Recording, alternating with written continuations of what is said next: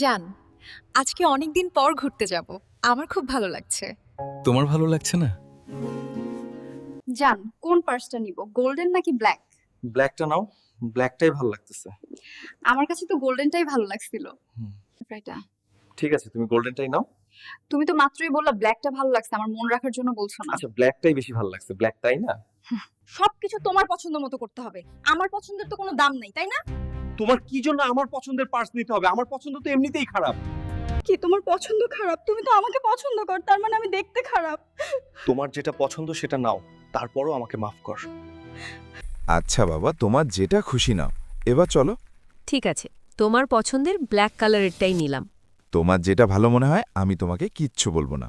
হাঁ করো, তোমাকে আমি একটি ফুচকা খাওয়াই দিই। জান, তুমি আমাকে এত ভালোবাসো, আমি তো বুঝতেই পারি না। তুমি কখনো আমাকে বোঝার চেষ্টা করনি। তুমি সব সময় আমার জীবনের সবচেয়ে বড় সুখ। আর তুমি আমার জীবনের সব থেকে সুন্দর মানুষ, যে সব সময় আমার জীবনটা সুন্দর করে রাখে। আমি সব সময় তোমাকে এভাবে যত্নে রাখব।